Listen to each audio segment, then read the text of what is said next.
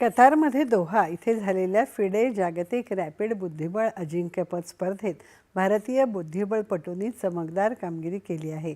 भारताचा युवा ग्रँडमास्टर अर्जुन एरिगेसी यांनी पुरुष गटात आणि अनुभवी ग्रँडमास्टर कोनेरू हम्पी हिने महिला गटात कांस्य पदक पटकावलं आहे. स्पर्धेत अर्जुन एरिगेसीने 13 पैकी 9.5 गुण मिळवत तिसरा क्रमांक पटकावला. या विजयासह अर्जुन विश्वनाथन आनंद यांच्यानंतर जागतिक रॅपिड स्पर्धेत पदक जिंकणारा दुसरा भारतीय पुरुष खेळाडू ठरला आहे.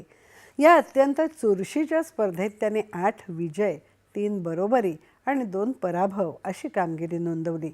या कामगिरीमुळे तो आता जागतिक रॅपिड क्रमवारीमध्ये तिसऱ्या स्थानी पोचला आहे.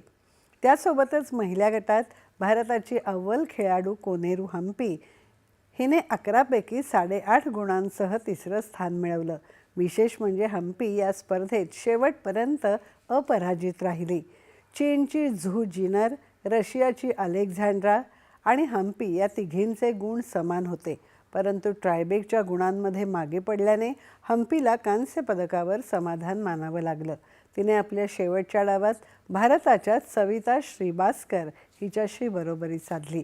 रॅपिड प्रकारातील या दिमागदार कामगिरीनंतर आता या दोन्ही खेळाडूंकडून आगामी ब्लिट्झ प्रकारातही पदकाची अपेक्षा व्यक्त केली जात आहे.